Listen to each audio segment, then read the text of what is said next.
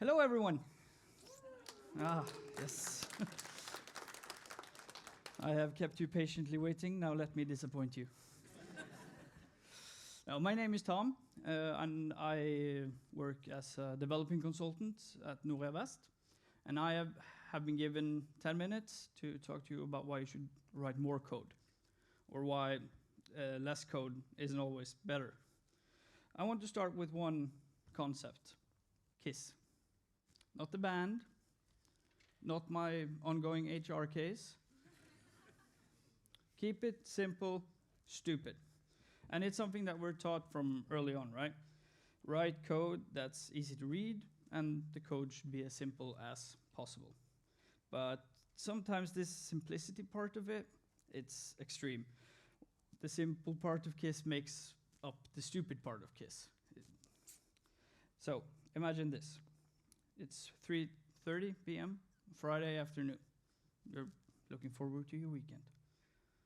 And then all of a sudden, support case comes in, production error. You start going through the logs and, okay, you find Stack Overflow, error, okay, that's fine. Should be simple enough to fix. You track down the line of code causing this issue, and this is what you see. Somewhere in here, this is a variable declaration. There's a null pointer. But where? And what's this even supposed to do? Because for the presentation's sake, I have made it more compact, but in the IDE, this was all on one line. But it is, of course, an extreme case, but it's still a real example from a code base that I have encountered. And this kind of code is often the result of the obsession with reducing the complexity of any code, or at least that what someone thinks is reducing the complexity. Because we're often taught that if you have more lines of code, easier, better, everything's better. No, if you have more lines of code, you have more complexity, all the way around. So I can imagine that the developer who actually wrote this, pretty happy with himself. Everything on one line. Beautiful, simple solution. But the truth is that simplifying code isn't just about writing less code. There are two factors to consider here. You have readability, and you have performance. Now, when I talk about readability, what do I mean here? It's the ability to look at a block of code and immediately understand what the code does, how the different parts work together, and why it was written this way. So let's just take a simple example. Let's say you need to calculate an employee's salary. We have based this on 4 conditions, just to make it simple. If they're a manager, if they're full-time, if they're interns, or if they're just a normal, regular employee. Now, if we try to express all of this logic in a single line of code, one variable declaration, no if statements, good, easy. Yeah. This is easy to read, isn't it? It's okay. You sound like my girlfriend. Yeah, but this will give the correct result, yes. But it makes the code very hard to read for anyone who's coming in to read this after. Because you have the overuse of ternary. That's a classic example of how simplifying your code can backfire.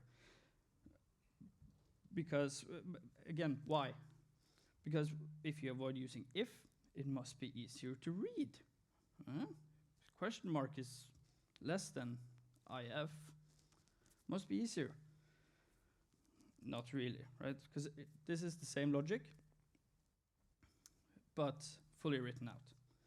Yes, it's more lines, yes, but it's clearer, it's more clear, it's easier to read. You can follow the thought process without doing any mental gymnastics through this.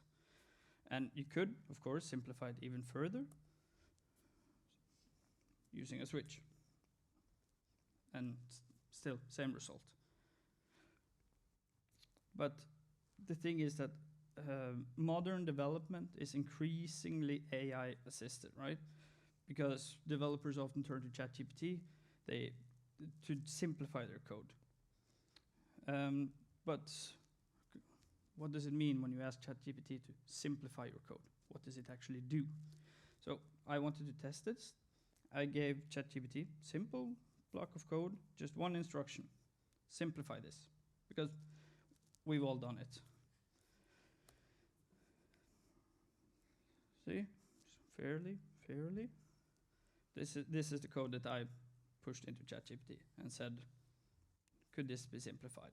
Nothing fancy, just a straightforward Boolean check to determine if a user should have access. And this is what ChatGPT suggested.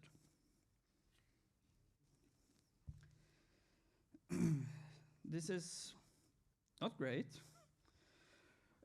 but it works. It works.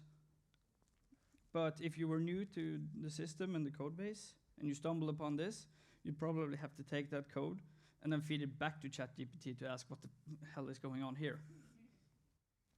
And this isn't just a one-off case, because code bases today are just littered with these kind of AI-generated optimizations.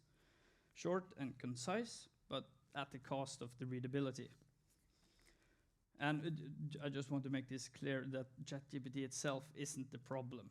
The problem is that many developers are blindly trusting it and accepting what ChatGPT gives us. So you should always ask yourself, if you're doing this, is this easy to read? And can someone who's unfamiliar with this code base quickly understand what's happening? If not, you can push the AI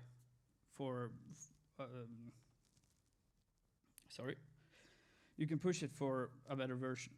And I did this, and I asked it, please, better. And it's much better than this. It's clear, it's optimized, and it has no redundant code. So I focused on the readability. What about performance? I want to just have a short look at how oversimplification can actually harm the code's runtime. In a code base I worked with some time ago, there was a great deal of recursion. It was processing files inside a deeply nested directory. And this example it's just a simplified version of what the original code did. But it looks familiar, right? Classic recursion, Fibonacci. And it seems fine, no immediate red flags. But when it came to production, Stack Overflows. And the memory usage maxed out. And when this happened, no one understood what happened, why.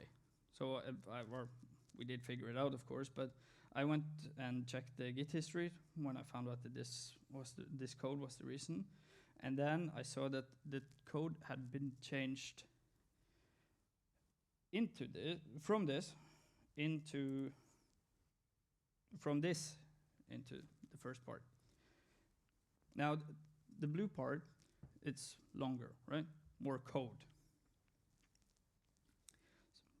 But I tracked down the developer, and I wanted to know why. Why did you do this?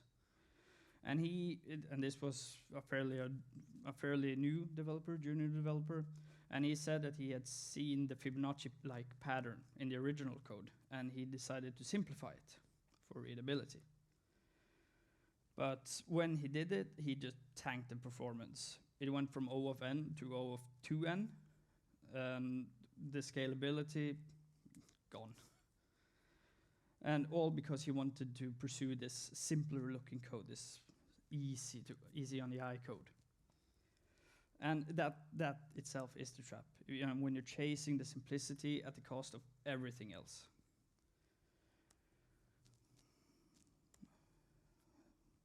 The myth of KISS, because simplicity is a myth.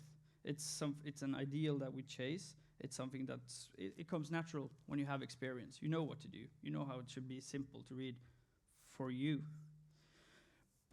And the newer developers, they strive to achieve this simplicity. But the real lesson is balance, right? The challenge in coding isn't just about making things simple. It's about balancing the complexity with the maintainability, readability, and future-proofing. And because simplicity is very subjective as well, because it's easy to point at some code and say, no, it's not simple enough. That's easy for me to say. But if you have a junior developer, they would say, it's way too hard. So it's a very subjective thing. You can't point at something and say it's simple or not simple. But of course, I'm not saying that you should avoid simplifying your code. Good simplifications lead to good code, but less code doesn't always mean better code. So, some key takeaways. Simplicity, important, but blindly chasing it, that's dangerous. That's a trap. And if you take away too much, you risk making the code harder to read, harder to maintain, and sometimes performance worsens. So instead of asking yourself, how can I make this shorter? You could ask yourself, how can I make it clearer? How can I make this maintainable? And how can I simplify it without sacrificing the quality? So next time you see a piece of code and think this could be simpler, just remember, less code, less isn't always more. Sometimes less is just less. Thank you.